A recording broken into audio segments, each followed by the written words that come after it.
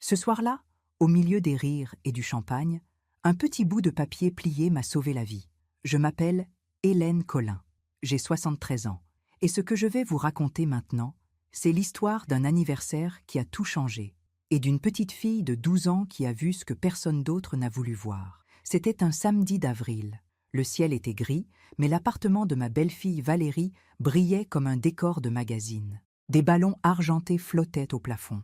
Sur la table, un gâteau à 3 étages attendait sagement sous une cloche de verre. 38 bougies, 38 ans, Valérie, ma belle-fille, la femme de mon fils Julien. Elle m'avait invité, bien sûr, mais pas avec chaleur, plutôt avec cette politesse froide qu'on réserve aux obligations. « Maman sera là », avait dit Julien au téléphone, comme s'il s'excusait. J'étais arrivée en avance, comme toujours. J'avais apporté un bouquet de pivoines blanches et une petite boîte enveloppée dans du papier doré. À l'intérieur, une broche ancienne en argent et perles, celle que ma propre mère m'avait offerte pour mes 30 ans. Je voulais la transmettre. C'est ce qu'on fait dans une famille, non? Valérie avait à peine regardé le paquet. « Oh, merci Hélène. Posez ça là-bas. » Pas un sourire, pas un baiser. Juste ce geste du menton vers la console de l'entrée où s'empilaient déjà d'autres cadeaux bien plus imposants. Julien était dans la cuisine, occupé à ouvrir des bouteilles. Il m'avait embrassé rapidement, distraitement, avant de retourner à ses verres à champagne. Mon fils, mon petit garçon aux yeux clairs, cet homme de 45 ans qui ressemblait de plus en plus à son père et qui me regardait de moins en moins. Mais il y avait Chloé, ma petite fille, 12 ans, des yeux noisettes immenses et des cheveux châtains noués en queue de cheval. Elle était assise dans un coin du salon, silencieuse, pendant que les adultes s'agitaient autour d'elle. Quand nos regards se sont croisés, elle m'a fait un petit signe de la main, discret, presque secret. Je me suis assise à ma place, au bout de la table, la place qu'on donne aux personnes âgées, loin du centre, loin de l'action.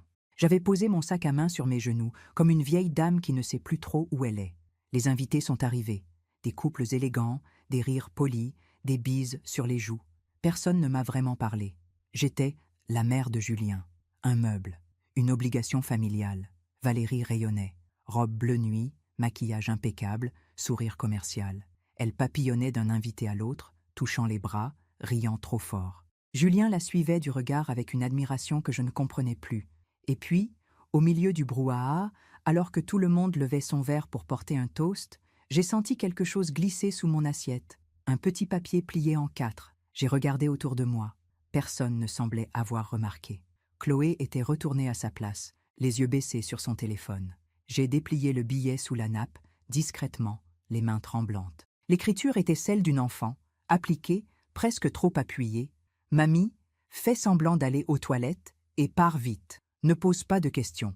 Je t'expliquerai plus tard. S'il te plaît, fais-moi confiance. » Mon cœur s'est arrêté. J'ai relu 3 fois, 4 fois. Les lettres dansaient devant mes yeux. Partir? Maintenant? Pourquoi? J'ai levé la tête vers Chloé. Elle me fixait intensément, les lèvres serrées. Ses yeux disaient « Fais-le ». Autour de moi, tout continuait. Les rires, les verres qui tintaient, Valérie qui découpait son gâteau avec une précision chirurgicale. Mais moi, j'avais ce billet entre les doigts et une boule dans la gorge. Parfois, on fait confiance à ceux qui ne la méritent pas. Et vous, avez-vous déjà été déçu par quelqu'un que vous aimiez? Racontez-moi votre histoire dans les commentaires, j'aimerais vous lire. Je ne savais pas encore ce qui m'attendait.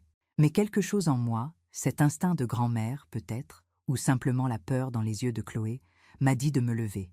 Alors, j'ai replié le billet, j'ai pris mon sac, et j'ai murmuré, d'une voix que j'espérais naturelle. « Excusez-moi. » Les toilettes? Personne n'a répondu. Personne n'a même levé les yeux. J'ai traversé le couloir. Mon cœur battait si fort que j'entendais le sang cogner dans mes tempes. Et au lieu d'entrer dans la salle de bain, j'ai continué jusqu'à la porte d'entrée. J'ai tourné la poignée. Et je suis sortie dans le silence glacé de la cage d'escalier. Je suis descendue 4 étages à pied, le souffle court, sans comprendre ce que je faisais. Dans le hall de l'immeuble, j'ai attendu. Adossé au mur froid, mon sac serré contre ma poitrine, comme une voleuse dans sa propre famille. Mais avant de vous raconter ce qui s'est passé ensuite, je dois vous ramener en arrière. Parce qu'on ne comprend jamais une fin si on n'a pas connu le commencement. Il fut un temps où Julien et moi, nous étions tout l'un pour l'autre. Son père, Michel, est mort quand Julien avait 16 ans. Cancer du poumon. 3 mois entre le diagnostic et l'enterrement. Après, il n'y avait plus que nous deux, moi et mon fils. On a survécu ensemble, on a ri ensemble, on s'est reconstruit ensemble. Je me souviens de nos dimanches. Julien venait déjeuner à la maison, même après son mariage avec Valérie. Il arrivait avec du pain frais, des croissants, parfois un bouquet de tulipes, mes préférés. On s'installait dans la cuisine, près de la fenêtre qui donnait sur le square. Il me racontait son travail, ses projets, ses doutes. « Maman, tu es la seule qui me comprenne vraiment », disait-il. Et moi, je l'écoutais. Je versais le café, je coupais le pain, je posais ma main sur la sienne quand il avait besoin de silence. Quand Chloé est née, j'ai cru que ma vie reprenait sens, cette petite chose rouge et plissée qui serrait mon doigt avec une force incroyable. Julien me l'avait déposée dans les bras, à la maternité, et il avait dit « Regarde, maman, c'est ta petite fille ». J'avais pleuré, pas de tristesse, de plénitude. Pendant des années, j'ai gardé Chloé les mercredis après-midi. Je la récupérais à l'école. On rentrait à pied, main dans la main. Elle me racontait ses journées avec cette voix haut perchée des petites filles qui croient encore que tout est possible. On faisait des gâteaux, des puzzles. On lisait des histoires sur le canapé, sous le plaid écossais qui sentait la lavande. Et puis, un mercredi, Valérie m'a téléphoné. « Hélène, je voulais vous dire, on va s'organiser autrement pour Chloé. Elle a besoin d'activités plus stimulantes. Piano, anglais, ce genre de choses. Vous comprenez ?» J'ai compris. J'ai compris que je n'étais plus nécessaire. Les dimanches ont commencé à s'espacer. On est pris, maman. Valérie a prévu un truc avec ses amis. On se voit la semaine prochaine, promis. Et la semaine prochaine ne venait jamais. Julien appelait encore, bien sûr, mais au téléphone, rapidement, entre 2 réunions. Sa voix était distraite, pressée, comme s'il cochait une case sur une liste. « Ça va, maman ?»« Oui, mon chéri. Et toi ?»« Oui, oui. Bon, je dois filer. Je t'embrasse. » Clic. Et moi, je restais là, le téléphone à la main, dans mon appartement qui sentait le renfermer parce que je n'ouvrais plus les fenêtres. À quoi bon? Il n'y avait plus personne pour venir respirer l'air frais avec moi. Pendant que je raconte tout cela, je me demande d'où vous m'écoutez. Écrivez le nom de votre ville en commentaire. Parfois, je me disais que c'était normal, que les enfants grandissent, que les fils deviennent des hommes avec leur propre famille, que je devais accepter de vieillir dans un coin, discrètement, sans déranger. Mais il y avait Chloé. Elle n'avait pas oublié. Elle m'envoyait des petits messages, des dessins par la poste, des photos d'elle avec des mots écrits derrière. « Je pense à toi, mamie. » Une fois, elle avait écrit « Maman dit que tu es vieille et fatiguée, mais moi, je sais que tu es magique. » J'avais gardé ce mot dans mon portefeuille, contre mon cœur. Et ce soir-là, dans la cage d'escalier glacée, avec ce billet plié dans ma poche, je me suis dit que Chloé avait peut-être vu quelque chose que moi, j'avais refusé de voir. Quelque chose de grave. Quelque chose qui justifiait que je fuis l'anniversaire de ma propre belle-fille comme une criminelle. Mon téléphone a vibré. Un message de Chloé. « Mamie, sors de l'immeuble. Marche vers le parc. Ne reviens pas. Je t'appellerai. » Mes mains tremblaient tellement que j'ai failli laisser tomber le téléphone. J'ai poussé la porte vitrée. L'air frais du soir m'a giflé. Avril. La nuit tombait doucement sur Paris.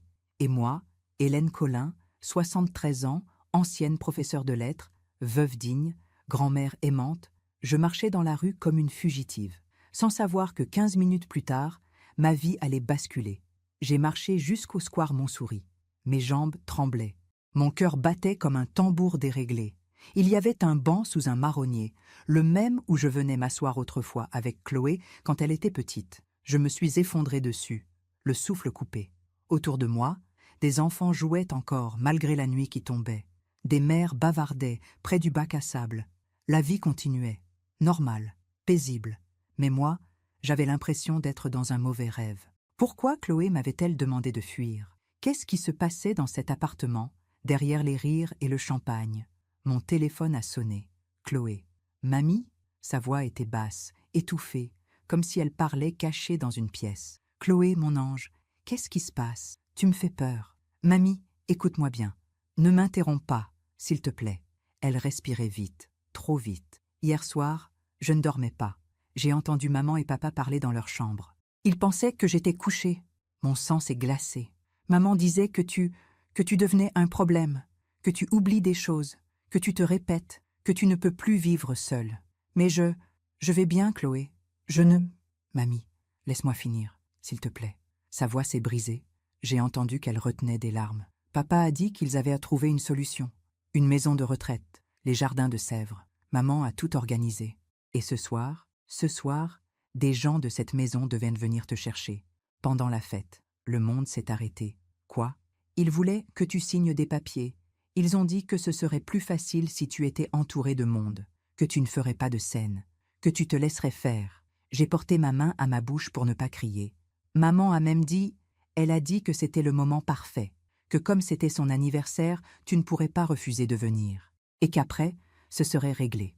Réglé, comme un problème, comme une fuite d'eau, comme une tache sur un agenda. Chloé, ton père, Julien a vraiment dit oui? Le silence à l'autre bout du fil a duré une éternité. Papa n'a rien dit, mamie. Il n'a rien dit du tout. Il a juste hoché la tête. Et c'est là que j'ai compris. Mon fils, mon petit garçon, celui que j'avais élevé seul, celui qui me disait « Tu es la seule qui me comprenne », celui pour qui j'avais sacrifié mes nuits, mes économies, mes rêves. Il avait hoché la tête. Il n'avait même pas eu le courage de me le dire en face. Il avait laissé Valérie tout organiser.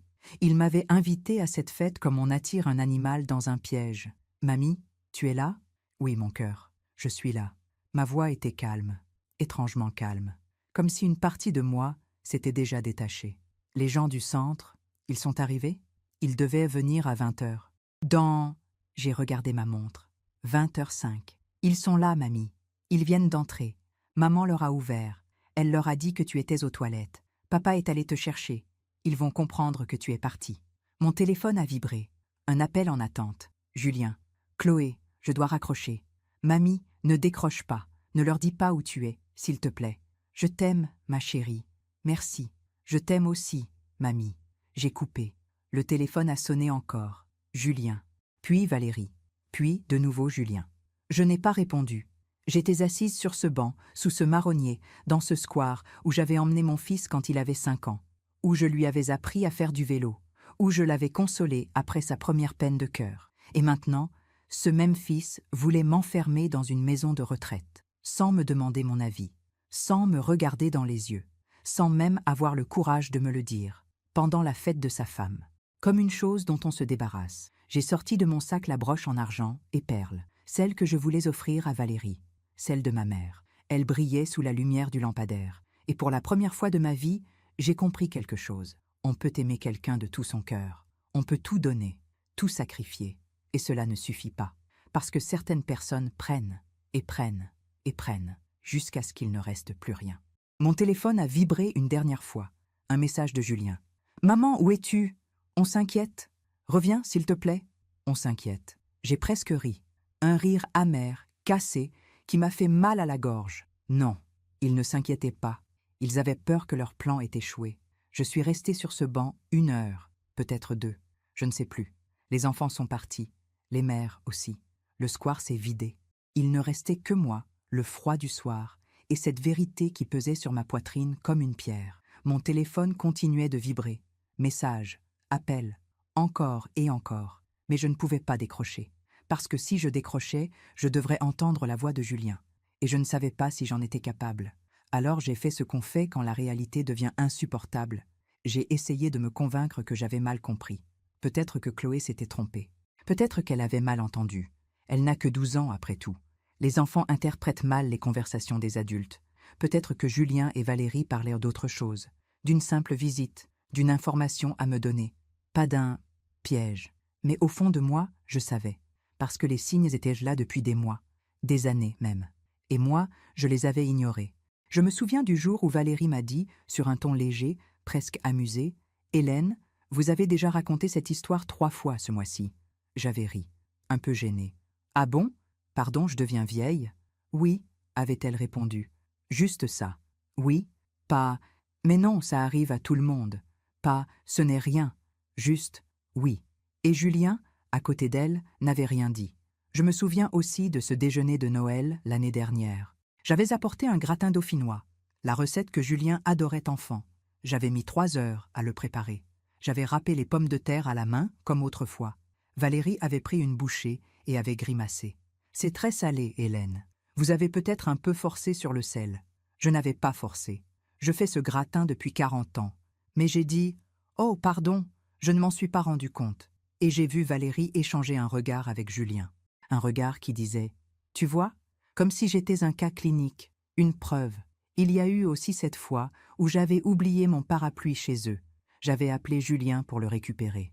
Maman, c'est la 3e fois ce mois-ci que tu oublies quelque chose ici. » Sa voix était fatiguée, presque irritée. « Tu devrais peut-être consulter un médecin, faire des tests. » Des tests. Comme si oublier un parapluie faisait de moi une malade. Pendant que je raconte tout cela, je me demande d'où vous m'écoutez.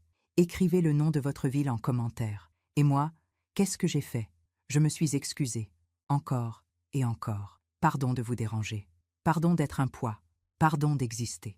Je me suis faite petite, invisible, docile. Quand il ne m'invitait plus, je ne disais rien.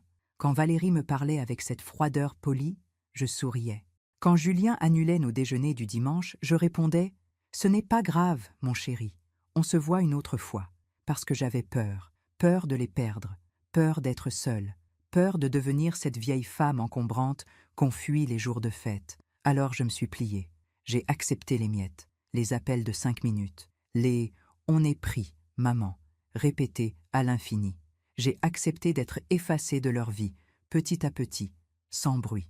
Parce que je croyais que si je restais gentille, discrète, accommodante, ils finiraient par revenir. Mais ils ne sont pas revenus. Ils ont juste continué à prendre ce que je donnais, mon temps, mon amour, ma dignité. Et maintenant, ils voulaient prendre ma liberté.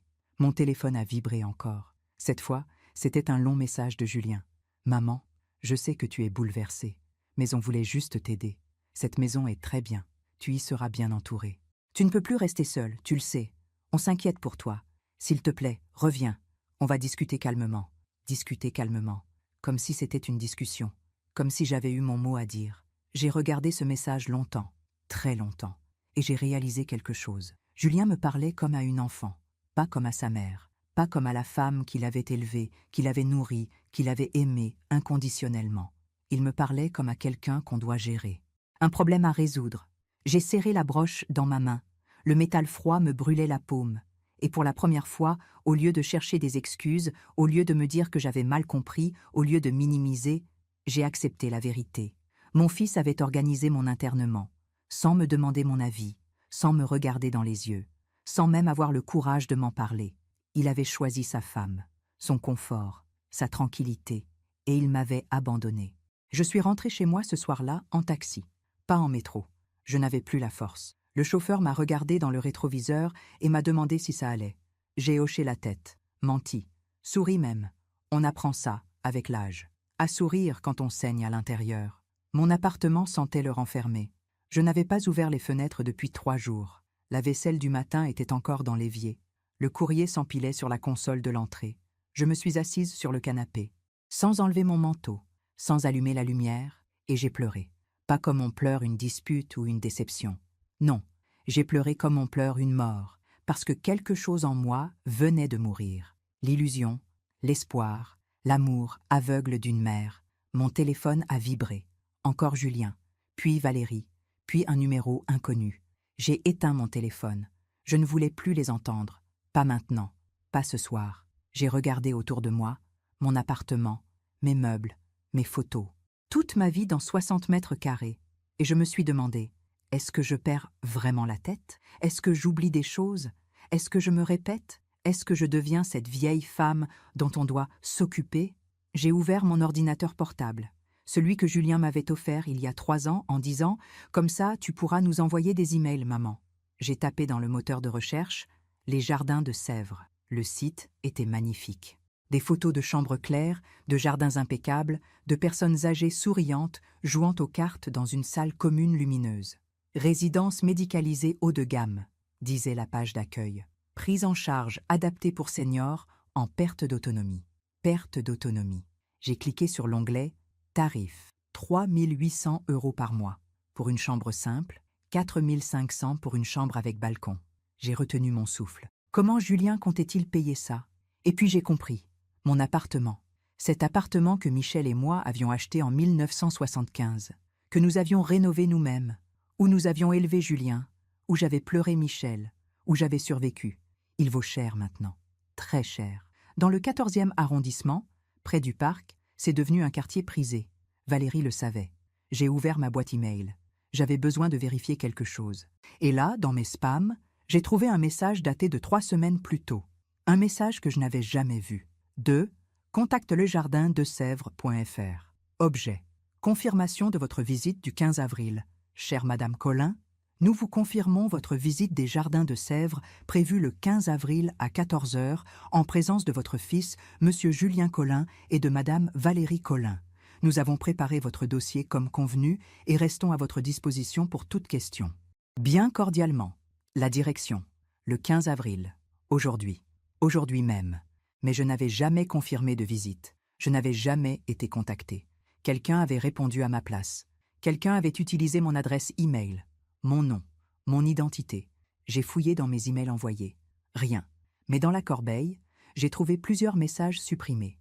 Des échanges avec les Jardins de Sèvres. Des documents à télécharger. Un formulaire pré-rempli avec mes informations personnelles. Des messages que je n'avais jamais écrits. Et soudain, je me suis souvenu. Il y a 2 mois, Julien était venu me rendre visite. Une visite surprise. Inhabituelle. Je passais dans le quartier, maman. Je me suis dit que j'allais monter 5 minutes. Il était resté une demi-heure. J'avais fait du café. On avait parlé de tout et de rien. Et à un moment, j'étais allée aux toilettes. Quand j'étais revenue, Julien était debout près de mon bureau. Mon ordinateur était ouvert. « Tu regardais quelque chose, mon chéri ?»« Non, non. Je cherchais juste un stylo. » Un stylo. Il avait accès à mon ordinateur. Il connaissait mon mot de passe. Je le lui avais donné l'année dernière quand j'avais eu un problème technique. Il avait tout fait, tout organisé, en mon nom, sans me demander mon avis, sans même me dire la vérité. Mon téléphone, que j'avais rallumé sans réfléchir, a vibré. Un message de Chloé. « Mamie, tu vas bien? Ils sont tous fous ici. » Maman crie. « Papa fait les 100 pas. Ils veulent appeler la police. J'ai dit que c'était une mauvaise idée. Ils m'ont envoyé dans ma chambre. Je t'aime. Tiens bon. La police. Ils voulaient signaler ma disparition, faire croire que j'étais confuse, perdue, dangereuse pour moi-même, pour justifier l'internement. J'ai serré la broche dans ma main. Le fermoir m'a piqué la paume. Une petite douleur nette, réelle. J'ai regardé les photos sur le mur. Julien a 5 ans. Julien a 10 ans.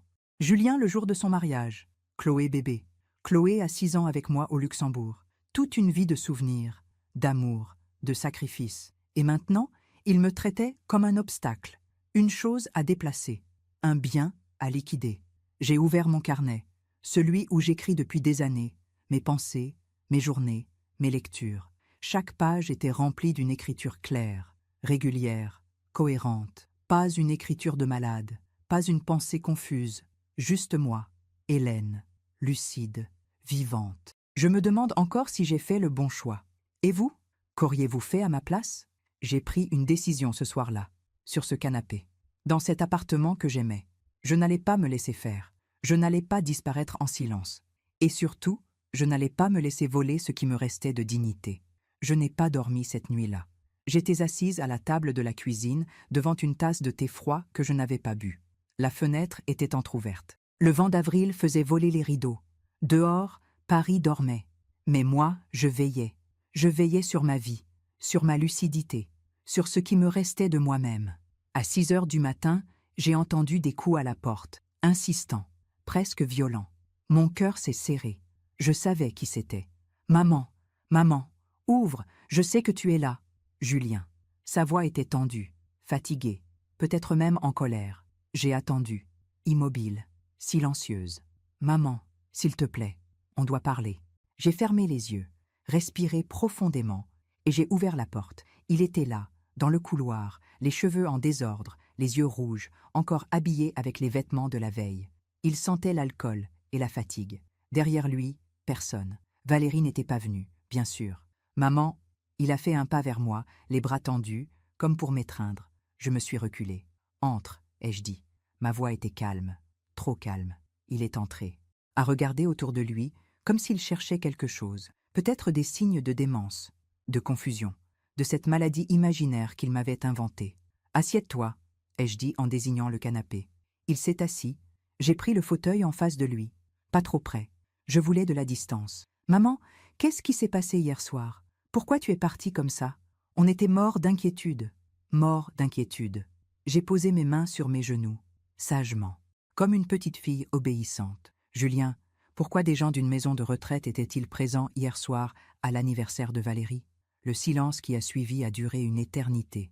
Il a baissé les yeux, s'est frotté le visage avec les mains, a soupiré. Chloé t'a dit, ce n'était pas une question, c'était une constatation, presque un reproche. Oui, elle m'a sauvée. Sauvée? Maman, on ne voulait pas. Ce n'était pas. Ce n'était pas quoi, Julien? Ce n'était pas un piège? Ce n'était pas une trahison?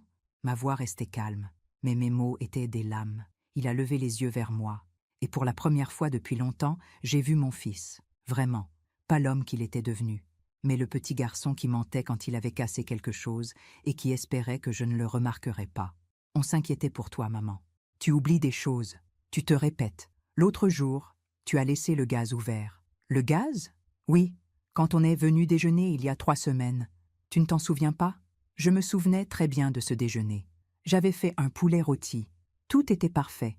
Je n'avais pas laissé le gaz ouvert. Julien, c'est faux. Maman, je l'ai senti en arrivant. Valérie aussi. On a dû ouvrir toutes les fenêtres. Non? Si? Non, Julien. C'est faux. Ma voix avait monté. Juste un peu, mais assez pour qu'il comprenne que je ne plierais pas.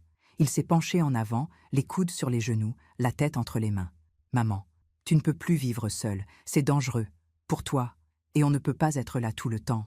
On a nos vies, nos obligations. Valérie travaille beaucoup, moi aussi. Et donc, la solution, c'était de me faire enfermer, sans me demander mon avis. Ce n'est pas un enfermement. C'est une maison très bien, à 3800 € par mois. Il a relevé la tête, surpris. Tu as regardé? Évidemment que j'ai regardé. Quelqu'un a utilisé mon adresse e-mail pour organiser une visite sans mon accord. Quelqu'un a pris rendez-vous en mon nom. Et je suppose que ce quelqu'un, c'était toi. Il n'a rien dit. Mais son silence était un aveu. Julien, comment comptais-tu payer?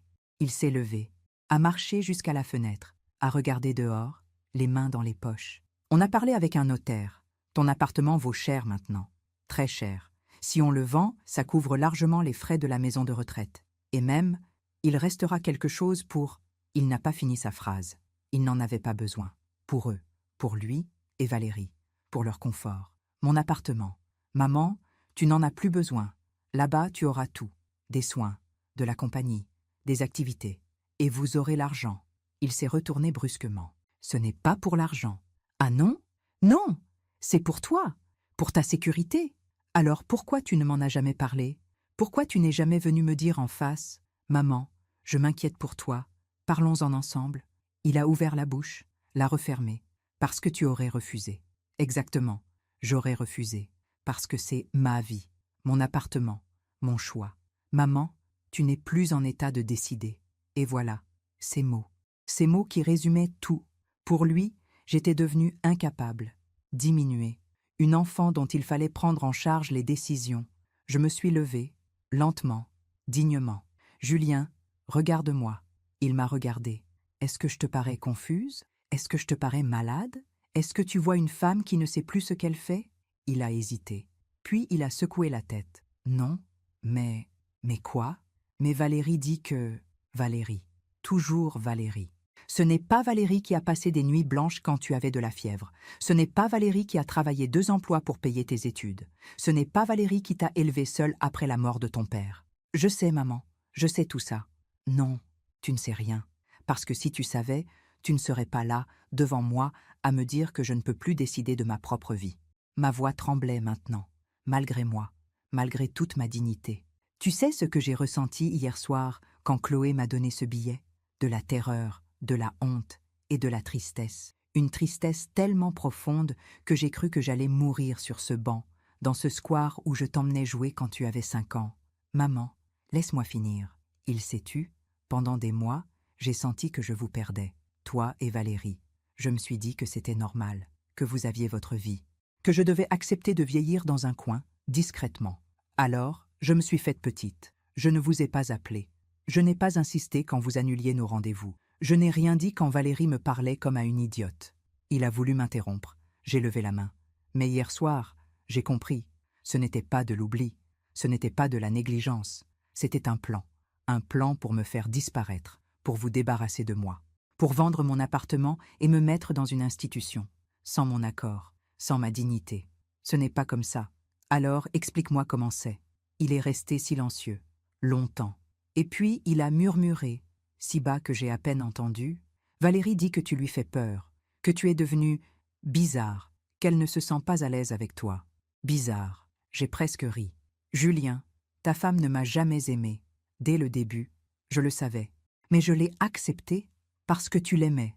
J'ai fait des efforts. J'ai été polie, gentille, discrète. Mais ça n'a jamais suffi, parce que pour elle, j'étais un obstacle. La belle-mère encombrante, celle qui se souvient de ce que tu étais avant elle. Maman, arrête. Non, toi, arrête. Arrête de la défendre. Arrête de me mentir. Et surtout, arrête de te mentir à toi-même. Je suis allée chercher mon ordinateur. Je l'ai ouvert. Je lui ai montré les emails, les documents, les messages supprimés. Tu as utilisé mon adresse email. Tu as organisé une visite en mon nom. Tu as pris des décisions sur ma vie sans me consulter. Tu as trahi ma confiance. Il regardait l'écran, pâle, silencieux. Et le pire, Julien, ce n'est pas ce que tu as fait. C'est comment tu l'as fait. En cachette, en mentant, en me piégeant. Je pensais que c'était mieux comme ça, que tu ne souffrirais pas. Tu pensais que ce serait plus facile pour toi. Il a fermé les yeux. Et j'ai vu des larmes couler sur ses joues. Je ne savais pas quoi faire, maman. Valérie me répète tous les jours que tu deviens dangereuse, que tu vas te blesser, qu'on sera responsable si quelque chose t'arrive.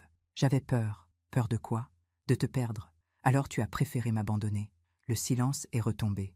Lourd, définitif. J'ai sorti de ma poche la broche en argent et perles. Je l'ai posée sur la table entre nous. C'était pour Valérie, pour son anniversaire. La broche de ta grand-mère, un héritage, une transmission. Il a regardé la broche. Les larmes continuaient de couler. Mais je ne peux pas la donner à quelqu'un qui veut m'effacer, à quelqu'un qui m'a volé ma liberté. Maman, va-t'en, Julien. Quoi? Va-t'en. J'ai besoin d'être seule. Il s'est levé, a hésité, a tendu la main vers moi. Je me suis reculée. S'il te plaît, va-t'en. Il est resté là encore quelques secondes, puis il a marché vers la porte. S'est retourné une dernière fois. Je t'aime, maman. J'ai fermé les yeux, parce que si je les gardais ouverts, j'allais pleurer. Et je ne voulais pas qu'il me voie pleurer. Moi aussi. C'est bien le problème. Il est parti. La porte s'est refermée doucement, et je me suis effondrée sur le canapé. J'avais confronté mon fils. J'avais dit la vérité. J'avais refusé de me soumettre. Mais je venais aussi de perdre ce qui me restait de famille. Parce que parfois, se battre pour sa dignité, c'est accepter de tout perdre. Après le départ de Julien, je suis restée 3 jours sans sortir de chez moi. 3 jours à errer d'une pièce à l'autre, comme un fantôme dans sa propre vie. Je ne mangeais presque rien. Une tartine le matin, un yaourt le soir, je n'avais pas faim. La douleur occupait tout l'espace dans mon ventre. Mon téléphone sonnait. Encore et encore. Julien, Valérie. Des numéros inconnus que je supposais être la maison de retraite, ou peut-être leur avocat. Je ne décrochais pas. Le 3e jour, un jeudi matin, j'ai reçu une lettre recommandée. Le facteur a sonné. J'ai ouvert, les cheveux défaits, en robe de chambre. Il m'a tendu l'enveloppe avec un sourire poli, un sourire qui s'est effacé quand il a vu mon visage. « Ça va, madame ?»« Oui, merci. » Mensonge. J'ai refermé la porte, ouvert l'enveloppe. Mes mains tremblaient. C'était une lettre du cabinet d'avocats Moreau & Associés. « Chère madame Collin, nous représentons monsieur Julien Collin et madame Valérie Collin dans le cadre d'une procédure de mise sous protection juridique. Compte tenu de votre état de santé préoccupant et de votre comportement erratique récent, nos clients souhaitent engager une mesure de tutelle dans votre intérêt et pour votre sécurité.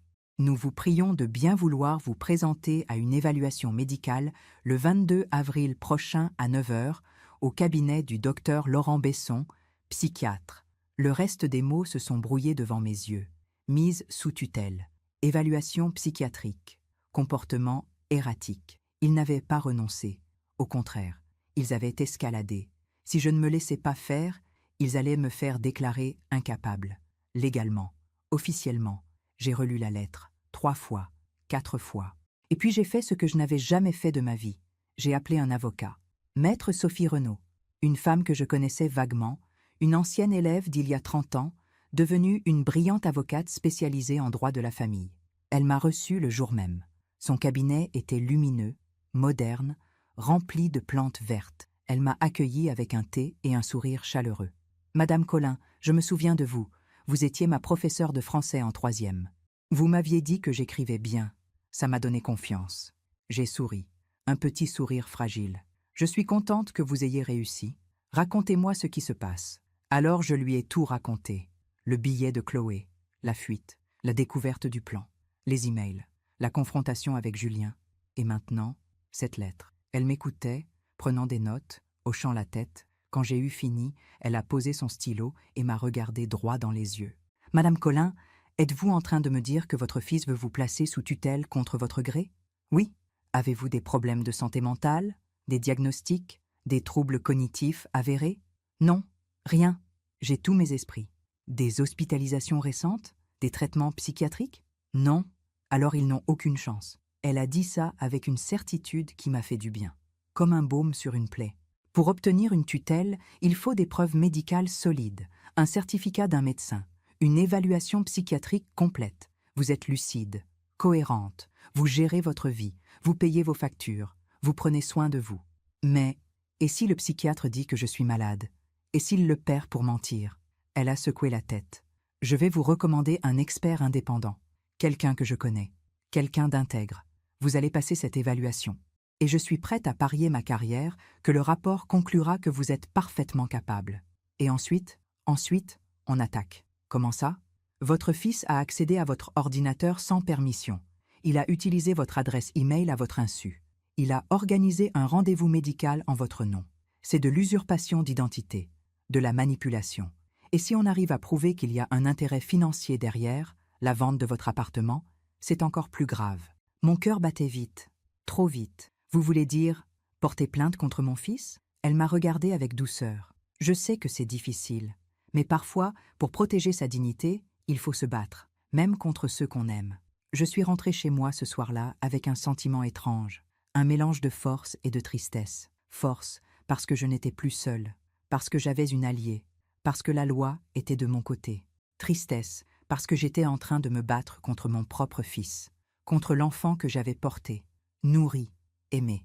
Les jours ont passé. J'ai passé l'évaluation psychiatrique, 2 heures avec le docteur Besson. Des tests, des questions, des exercices de mémoire. À la fin, il m'a regardé par-dessus ses lunettes. « Madame Colin, je ne vois aucun signe de démence, de confusion ou de trouble cognitif. Vous êtes parfaitement lucide. Vous allez l'écrire dans votre rapport? C'est déjà fait. » J'ai pleuré dans le métro en rentrant. Des larmes de soulagement, de validation, de fierté aussi. Je n'étais pas folle, je n'étais pas malade, j'avais raison. Mais la victoire avait un goût amer. Parce que pendant ce temps, Julien ne m'appelait plus. Chloé m'envoyait des messages en cachette. « Mamie, maman et papa se disputent tout le temps. Ils parlent de toi. Papa dit qu'il a fait une erreur. Maman dit qu'il est faible. Je ne sais plus quoi penser. J'ai peur. » Je répondais toujours la même chose. « Ma chérie, ce n'est pas ta faute. Rien de tout ça n'est ta faute. Je t'aime, sois forte. » 2 semaines après la lettre de l'avocat, j'ai reçu un coup de téléphone. Julien. J'ai hésité. Longtemps. Puis j'ai décroché. Maman. Sa voix était éteinte, brisée. Julien. Je voulais te dire, on retire la procédure. L'avocat a reçu ton rapport médical. On ne peut pas continuer. Silence. Et je suis désolée. Ces mots sont sortis comme un sanglot. Je suis tellement désolée, maman. J'ai fermé les yeux, respiré profondément. Merci de me le dire. Est-ce qu'on peut se voir? Non. Maman, s'il te plaît. Non, Julien. Pas maintenant. J'ai besoin de temps. Combien de temps? Je ne sais pas. Un long silence. J'entendais sa respiration. Irrégulière, tremblante. Je t'aime, maman. Je sais. Est-ce que tu m'aimes encore? Cette question m'a transpercée. Oui, mais aimer ne suffit pas toujours. Qu'est-ce que ça veut dire? Ça veut dire que tu m'as blessée, profondément. Et que même si je t'aime, je ne peux plus faire comme si rien ne s'était passé. Je ferai tout pour réparer. Ce n'est pas une question de réparation, c'est une question de confiance, et la confiance, une fois brisée, ne se recolle pas avec des excuses. Il pleurait maintenant, je l'entendais. Maman, prends soin de Chloé, c'est tout ce que je te demande. Et toi, qui va prendre soin de toi? Moi. J'ai raccroché, et j'ai pleuré, longtemps, sur le canapé, recroquevillée comme une enfant. J'avais gagné ma liberté, j'avais protégé ma dignité, j'avais refusé de me laisser effacer, mais j'avais perdu mon fils. Parce que c'est ça, la vérité, qu'on ne vous dit jamais. Parfois, se battre pour soi, c'est renoncer aux autres. Parfois, garder sa dignité, c'est accepter la solitude. Parfois, dire non, c'est perdre ceux qu'on aime. Ce soir-là, j'ai sorti la broche de ma mère de son écrin. Je l'ai tenue dans ma main. Le métal était froid. La perle brillait sous la lumière de la lampe. Cette broche avait traversé 3 générations. Ma mère, moi, et elle aurait dû aller à Valérie, puis à Chloé. Mais la chaîne était brisée maintenant. J'ai rangé la broche dans mon tiroir, avec les autres souvenirs qu'on garde mais qu'on ne regarde plus. Les jours ont continué de passer. Mai est arrivé. Puis, juin. Julien m'envoyait des messages. Courts, timides. « Bonjour maman. J'espère que tu vas bien. Je pense à toi. Est-ce qu'on peut se parler ?» Je répondais parfois. Poliment, froidement. « Je vais bien. » Pas encore. Chloé, elle, m'écrivait tous les jours. « Mamie, j'ai eu 18 en français. Tu serais fière de moi. Mamie, il fait beau. Tu devrais aller te promener. Mamie, tu me manques. » Et c'est Chloé qui m'a sauvée. Encore une fois. Pas avec un billet cette fois, mais avec son amour, avec sa présence constante, même à distance, parce qu'elle me rappelait que je n'avais pas tout perdu, que quelque part, quelqu'un m'aimait encore, vraiment, sans condition. Un dimanche de juin, je suis retournée au square Montsouris. Je me suis assise sur notre banc, celui sous le marronnier. J'ai regardé les enfants jouer. Les mères rire, la vie continuait. Et j'ai compris quelque chose. Je n'avais pas besoin de pardon, pas besoin de réconciliation, pas besoin de réparation. J'avais besoin de paix. Et la paix, elle ne viendrait pas de Julien, ni de Valérie, ni même de Chloé. Elle viendrait de moi, de ma capacité à accepter ce qui s'était passé, à lâcher prise, à continuer de vivre, même brisé. Parce que c'est ça, vieillir avec dignité. Ce n'est pas éviter les blessures, c'est apprendre à vivre avec.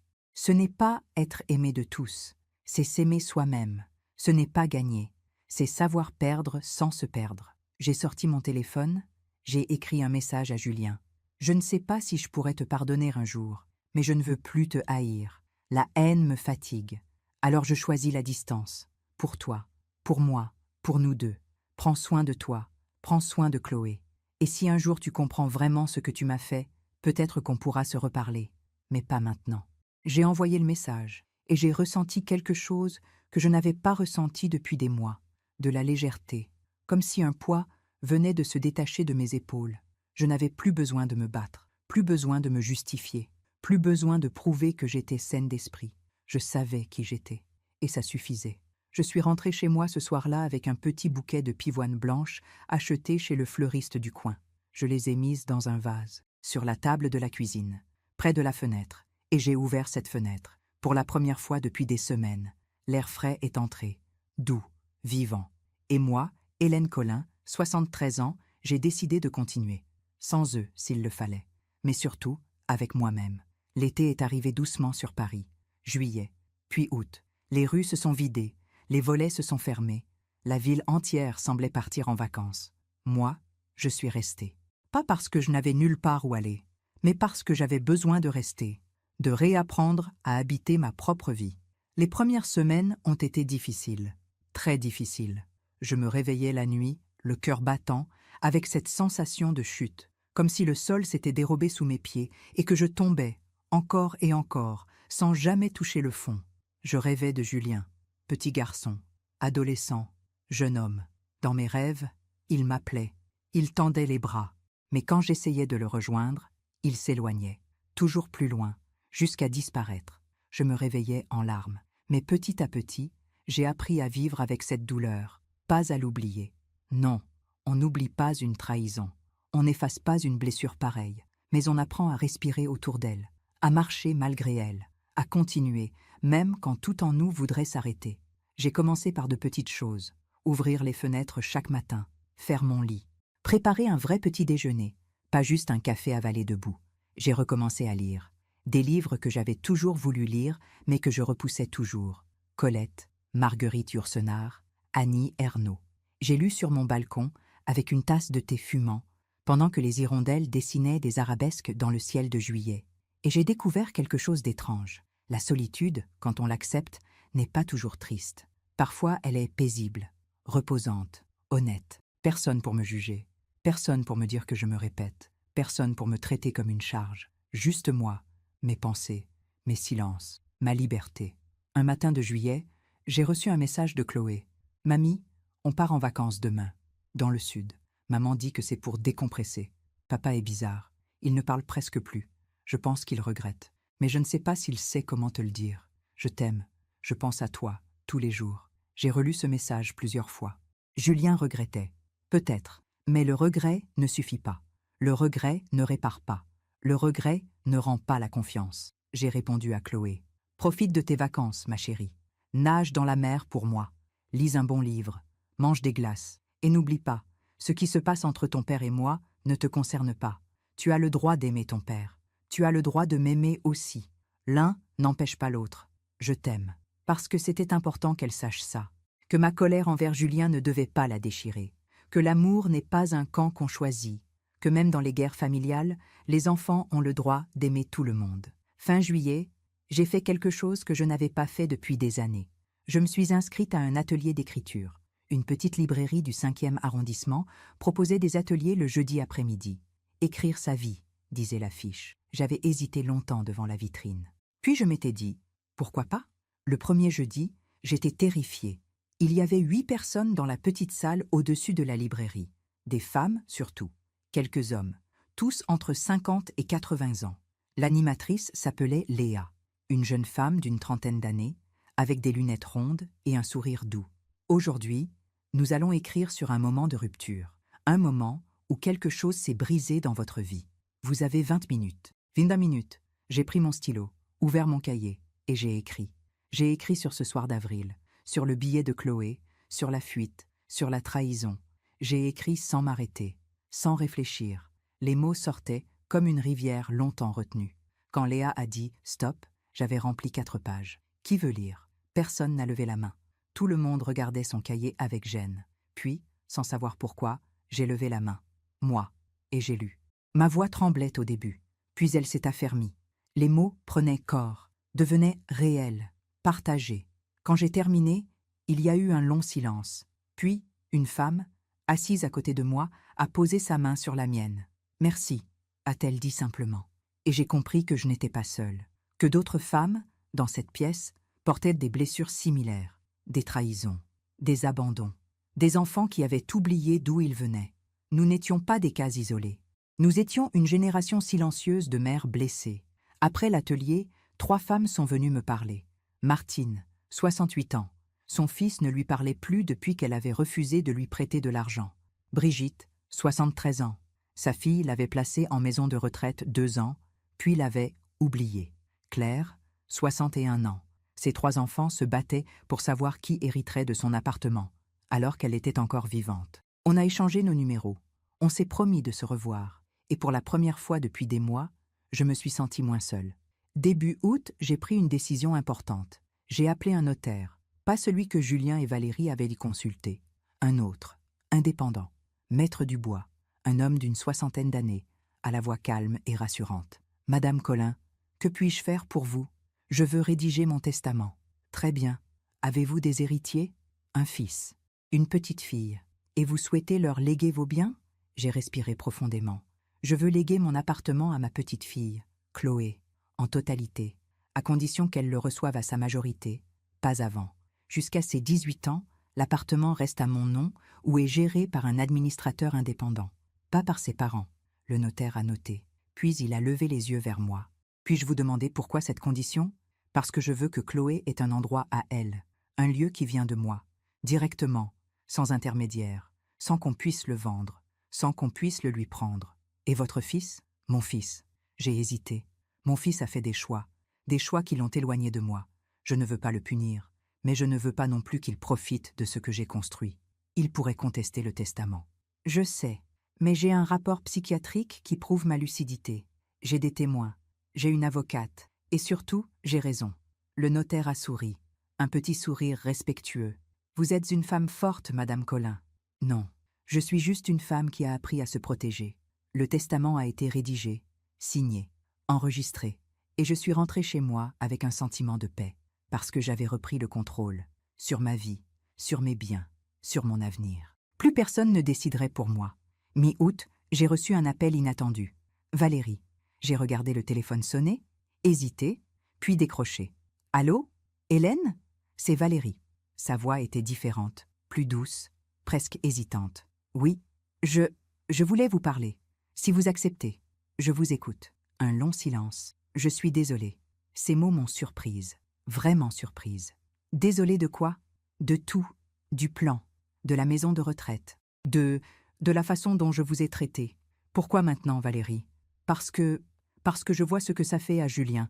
Il ne dort plus, il ne mange presque plus, il pleure la nuit. Il me répète qu'il a perdu sa mère, et je réalise que c'est ma faute. Ce n'est pas seulement votre faute, c'est aussi la sienne. Il a fait ses choix, je sais, mais je l'ai poussé. Je lui ai dit que vous étiez un problème, que vous alliez devenir un poids, que c'était notre devoir de vous gérer. Gérer, ce mot encore. Et maintenant, vous pensez différemment? Maintenant, je vois Chloé qui vous écrit tous les jours, qui pleure parce qu'elle ne peut pas vous voir.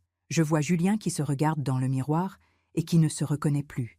Et je me dis que j'ai détruit quelque chose d'important. Oui, vous avez détruit quelque chose. Est-ce qu'on peut réparer? J'ai fermé les yeux. Pensé longtemps, très longtemps. Valérie, la réparation ne dépend pas de moi. Elle dépend de vous, de Julien, de votre capacité à comprendre vraiment ce que vous avez fait. Je comprends. Non, vous regrettez. Ce n'est pas la même chose. Qu'est-ce que je dois faire? Rien. Ne faites rien.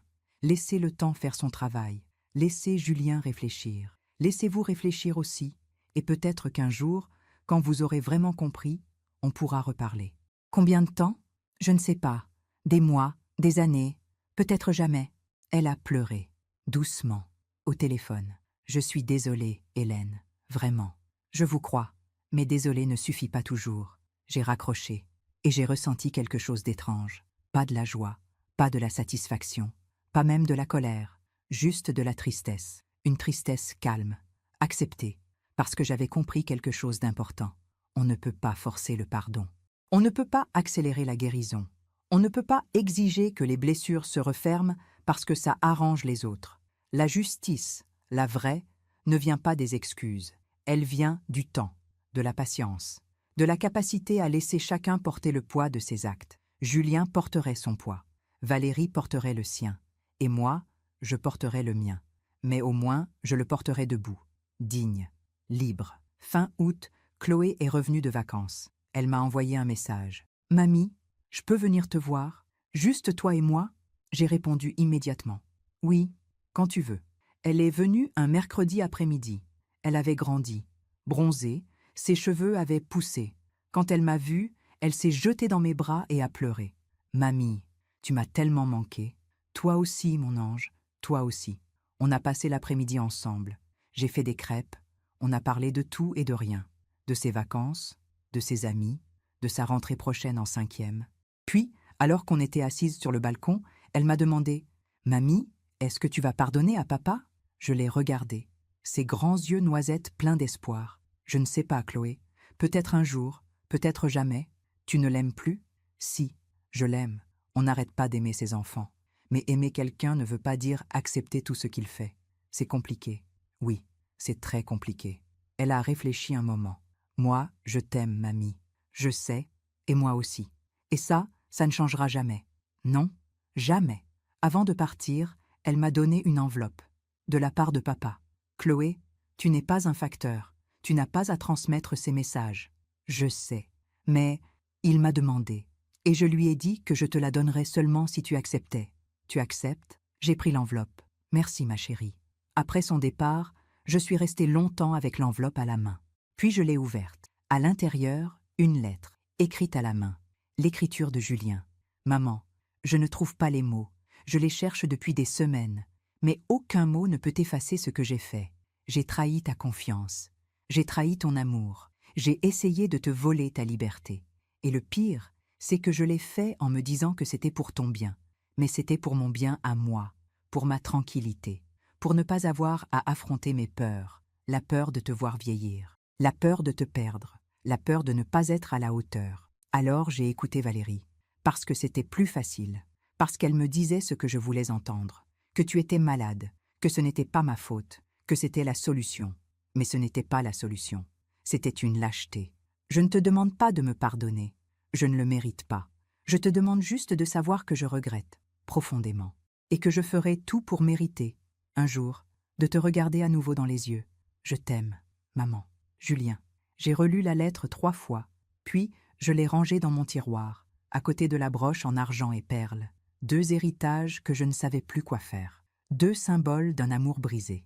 Mais peut-être qu'un jour, quand le temps aurait fait son œuvre, je pourrais les regarder sans pleurer. Peut-être. Ce soir-là, j'ai écrit dans mon journal. Je ne sais pas si je pardonnerai un jour à Julien, mais je sais que je ne veux plus être en colère. La colère me fatigue, elle me vide, elle m'empêche de vivre. Alors, je choisis autre chose. Je choisis la distance, la paix, la reconstruction.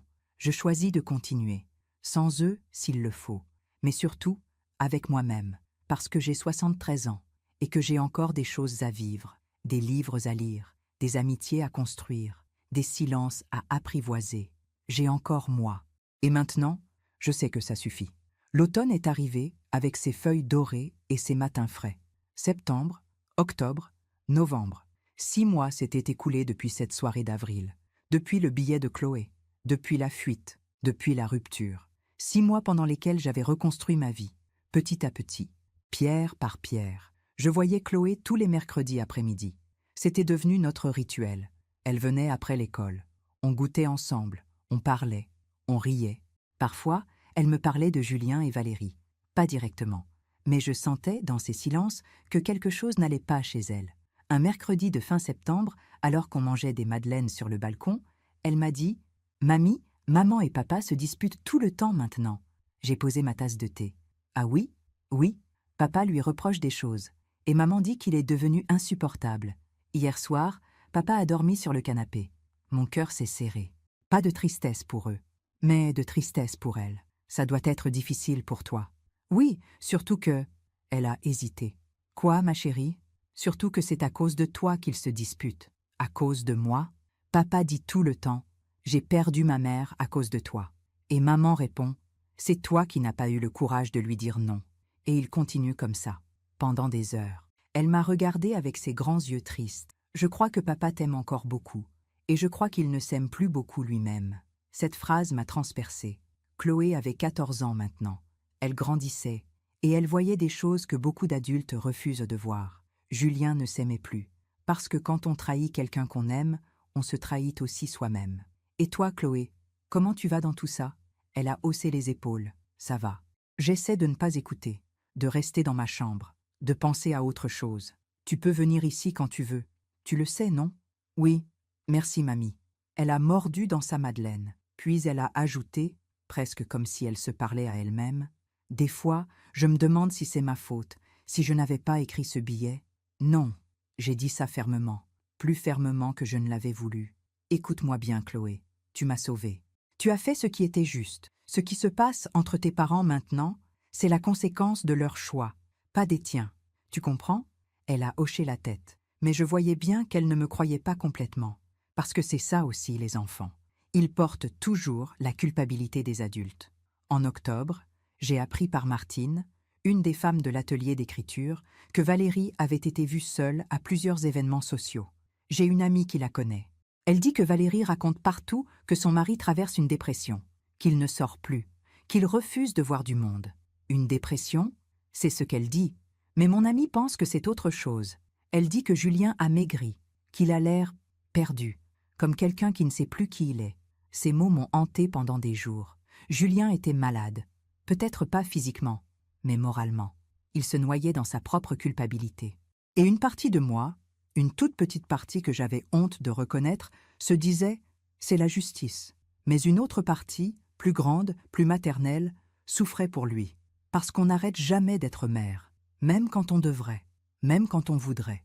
Mi-octobre, j'ai reçu un appel de l'école de Chloé, la conseillère pédagogique, Madame Durand. « Madame Collin, je suis désolée de vous déranger, mais Chloé a mis votre nom comme contact d'urgence. » Mon cœur a bondi. Il s'est passé quelque chose?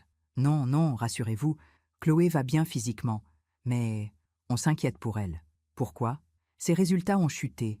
Elle est devenue silencieuse, renfermée. Elle mange à peine à la cantine. Et hier, on l'a trouvée en larmes dans les toilettes. J'ai fermé les yeux. Est-ce que ses parents sont au courant? On a essayé de les joindre, Monsieur Collin ne répond pas au téléphone. Madame Collin a dit qu'elle n'avait pas le temps de venir, qu'elle était en déplacement professionnel. Elle n'avait pas le temps. Sa fille pleurait dans les toilettes de son école et elle n'avait pas le temps. Je viens. Vous êtes sûr? Oui, j'arrive. J'ai pris un taxi. Je suis arrivée à l'école 20 minutes plus tard. Chloé était assise dans le bureau de la conseillère, les yeux rouges, les cheveux défaits. Quand elle m'a vue, elle s'est levée d'un bond et s'est jetée dans mes bras. Mamie, je suis là, mon ange. Je suis là. On est rentré chez moi. J'ai préparé du chocolat chaud. On s'est installé sur le canapé. Et elle a parlé. Elle a parlé de la maison devenue un champ de bataille, des disputes incessantes, du silence pesant entre les disputes, de Julien qui ne la regardait plus, de Valérie qui était toujours absente, toujours en déplacement, toujours occupée. J'ai l'impression d'être invisible, mamie, comme si je n'existais plus, comme si tout ce qui comptait, c'était leur guerre. Tu n'es pas invisible, Chloé. Tu es la personne la plus importante de ma vie. Mais pour eux, je n'ai pas su quoi répondre. Parce que la vérité, c'est que Julien et Valérie étaient tellement absorbés par leur propre destruction qu'ils avaient oublié leur fille. C'est ça aussi le karma. Quand on brise quelqu'un, on se brise soi-même. Et souvent, on brise aussi ce qu'on aime. Ce soir-là, j'ai appelé Julien. Il a décroché à la 5e sonnerie. Maman, sa voix était éteinte, creuse. Julien, Chloé est chez moi. Quoi? Pourquoi? Parce qu'elle allait mal, parce que son école m'a appelé, parce qu'elle pleurait dans les toilettes et que personne n'était là pour elle. Silence. Je ne savais pas. Tu ne savais pas parce que tu ne regardes plus. Ni elle, ni rien. Maman, Julien, je ne t'appelle pas pour te faire la morale. Je t'appelle pour te dire que ta fille a besoin de toi. Pas du Julien détruit, pas du Julien coupable, du Julien père, du Julien qui aime sa fille. Je ne sais plus comment être ce Julien. Sa voix s'est brisée. J'ai tout détruit, maman. Toi, Valérie, moi-même. Et maintenant Chloé. Je ne sais plus qui je suis. J'ai respiré profondément, cherché les mots justes. Tu es quelqu'un qui a fait une terrible erreur, mais tu es aussi quelqu'un qui peut réparer. Pas avec moi, pas tout de suite, mais avec elle, avec Chloé. Comment? En étant présent, en la regardant, en l'écoutant, en arrêtant de te noyer dans ta culpabilité et en commençant à agir. Silence. Elle peut rester chez toi ce soir. Oui, merci maman. Ce n'est pas pour toi que je le fais. C'est pour elle. Je sais. J'ai raccroché. Chloé est restée 3 jours chez moi.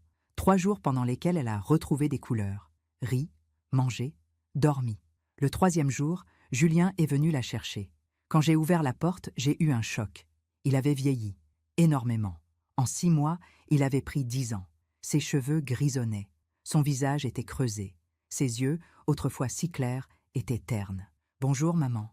Bonjour, Julien. » On est resté là, dans l'embrasure de la porte, sans savoir quoi dire. Puis Chloé est apparue derrière moi. « Papa, ma chérie. » Elle a couru vers lui. Il l'a prise dans ses bras, et j'ai vu qu'il pleurait. « Pardon, Chloé. Pardon de ne pas avoir été là. C'est pas grave, papa. » « Si, c'est grave. Mais je te promets que je vais faire mieux. » Ils sont partis ensemble, main dans la main. Et moi, je suis restée sur le seuil de ma porte, le cœur lourd. Début novembre, j'ai appris par Chloé que Valérie et Julien s'étaient séparés. Maman est partie. Elle a loué un appartement dans le 7e. Elle dit qu'elle a besoin d'espace, qu'elle ne peut plus vivre avec papa. Et ton père? Il est triste, mais je crois qu'il est aussi soulagé, parce que parfois, une rupture est une libération. Valérie était partie, emportant avec elle ses reproches, ses accusations, son mépris, et Julien se retrouvait seul, avec sa culpabilité, avec ses regrets, avec sa fille. Un samedi de novembre, alors que je faisais mes courses au marché, je l'ai vue, Valérie.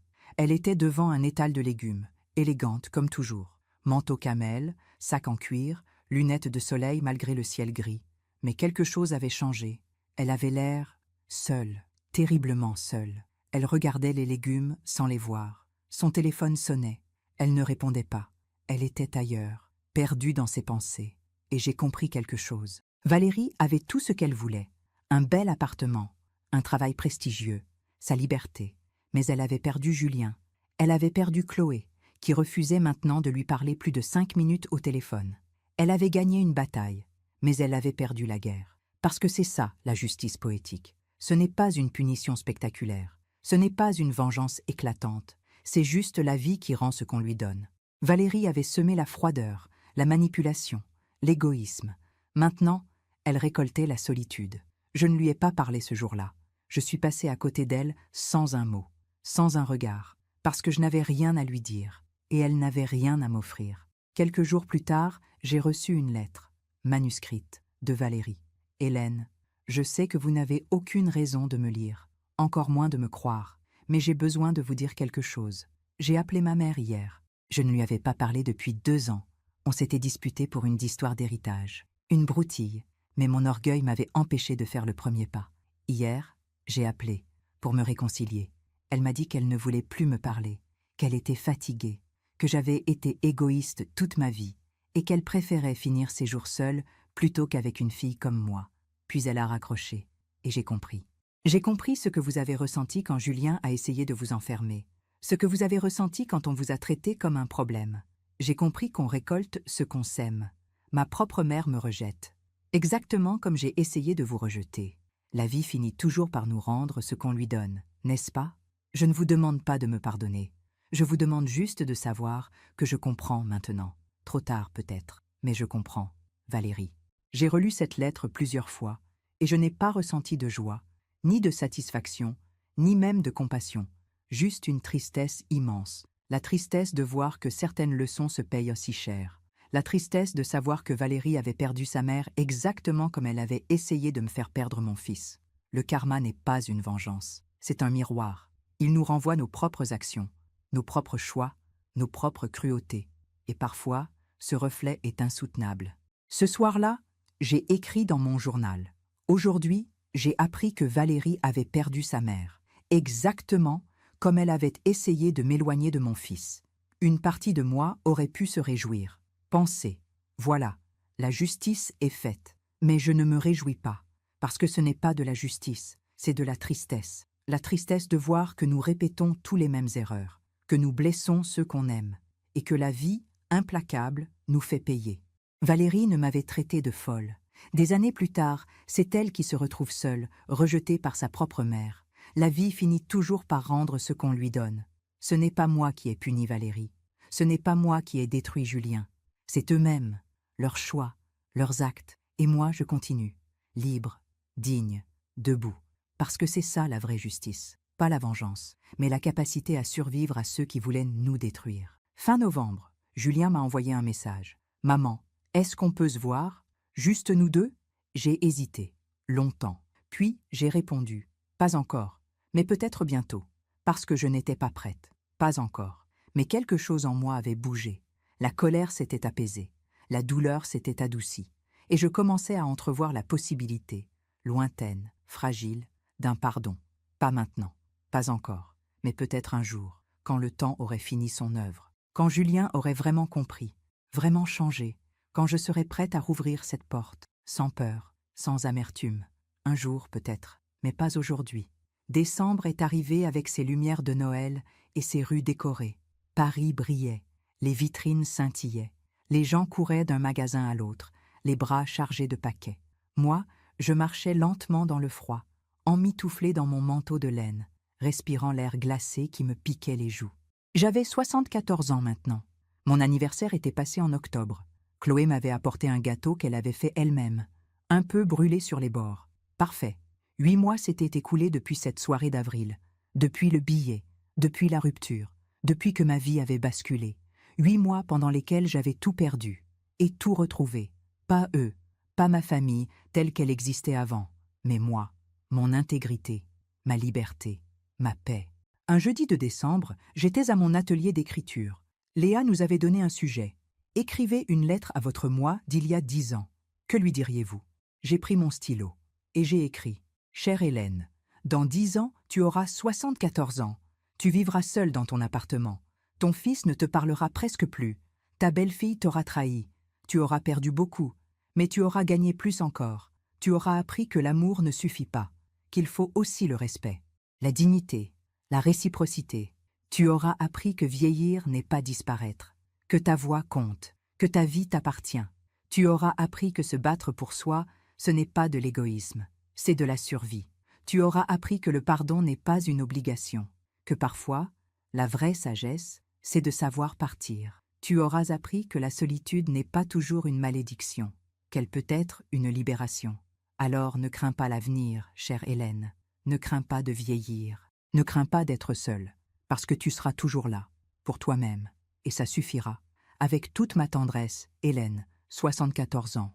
Quand j'ai fini de lire devant le groupe, il y avait des larmes, sur les visages des autres femmes, et sur le mien aussi, parce que cette lettre, ce n'était pas seulement pour moi, c'était pour toutes les femmes de ma génération, toutes celles qui se sont effacées, qui se sont tues, qui ont accepté d'être traitées comme des meubles, toutes celles qui, un jour, ont dû choisir entre leur dignité et leur famille.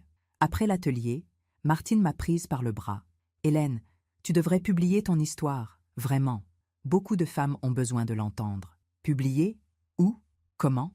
Je ne sais pas. Un blog, un livre, peu importe. Mais cette histoire doit sortir de cette salle. » J'ai souri, mais j'y ai pensé pendant des jours. Est-ce que mon histoire pouvait aider quelqu'un? Est-ce qu'une autre femme, quelque part, vivait la même chose que moi? Est-ce qu'elle aussi avait besoin d'entendre « Tu as le droit de dire non.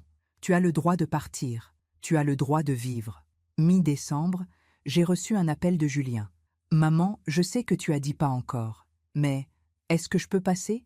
Juste 5 minutes. Je ne te demande rien. Je veux juste te voir. » Sa voix était différente, plus calme, plus posée, comme quelqu'un qui a traversé un désert et qui en est ressorti changé.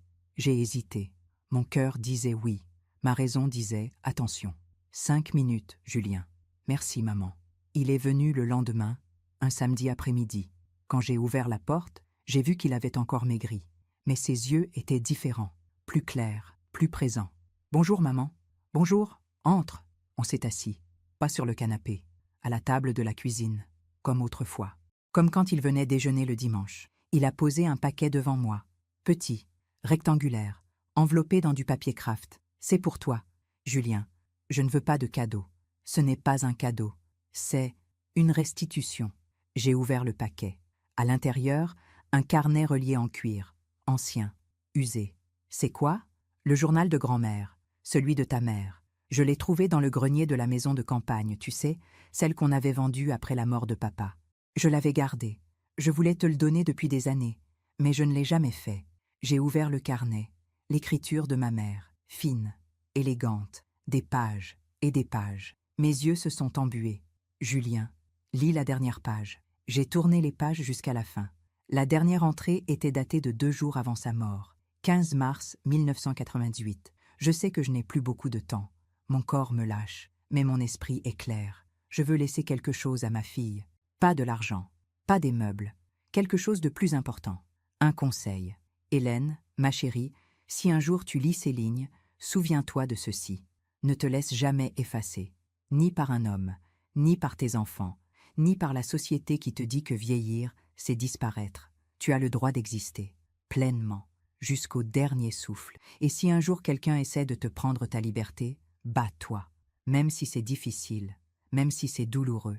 Parce que ta dignité vaut plus que la paix. Je t'aime, pour toujours. Maman, j'ai fermé le carnet. Mes mains tremblaient. Des larmes coulaient sur mes joues. Ma mère, elle savait. Elle avait toujours su. Pourquoi tu ne me l'as jamais donné? Julien a baissé les yeux. Parce que j'avais peur de ce qu'il contenait. J'avais peur que ça te donne des idées, que ça te rende indépendante. Indépendante? Oui, j'avais besoin que tu restes ma mère, disponible, toujours là. Il a levé les yeux vers moi. Mais maintenant, je comprends. Grand-mère avait raison. Tu as le droit d'exister. Pas juste pour moi, pas juste pour Chloé, pour toi. Qu'est-ce qui a changé, Julien?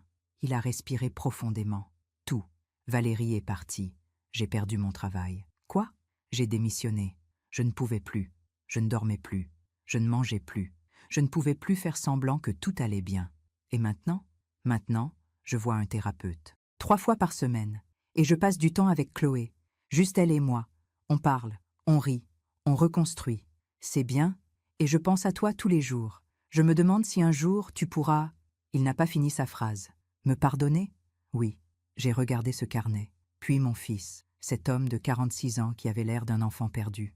Julien, je ne sais pas si je pourrais te pardonner complètement. Peut-être jamais. Ce que tu as fait, ça a brisé quelque chose. Il a hoché la tête. Une larme a coulé sur sa joue. Mais je peux faire autre chose. Quoi? Je peux accepter qui tu es devenu. Pas qui tu étais, mais qui tu deviens. Qu'est-ce que tu veux dire? Tu as fait une erreur terrible, mais tu la reconnais. Tu changes, tu travailles sur toi, tu es présent pour Chloé. C'est déjà beaucoup. Ce n'est pas assez. Non, mais c'est un début. On est resté silencieux un long moment. Puis il a dit, si bas que j'ai à peine entendu, est-ce qu'on peut essayer de se reparler? Pas comme avant, mais autrement, doucement. J'ai fermé les yeux, cherché en moi la réponse. Oui, doucement. Il a souri, un petit sourire fragile, comme un bourgeon au printemps. Merci maman.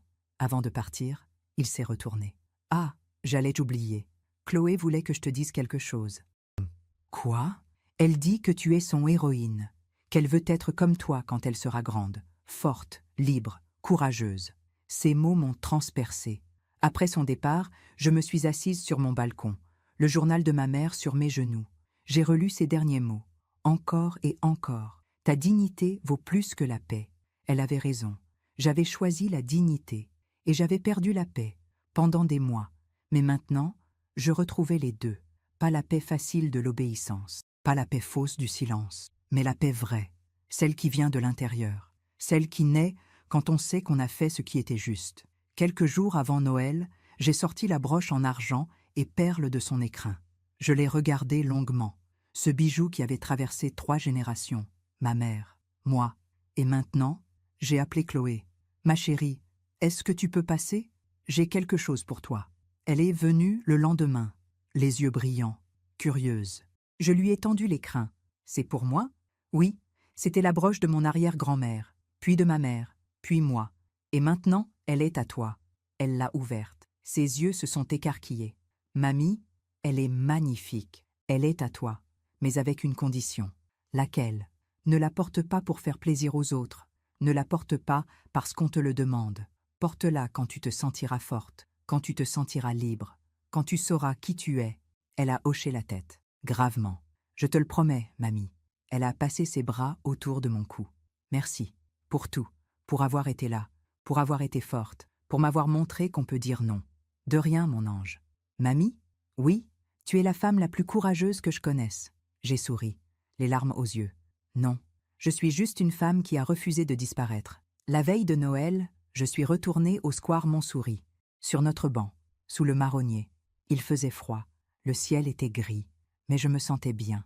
J'ai sorti mon téléphone, ouvert mon carnet de notes et j'ai commencé à écrire. Pas pour moi, pour les autres femmes, celles qui vivent ce que j'ai vécu, celles qui se demandent si elles ont le droit de dire non.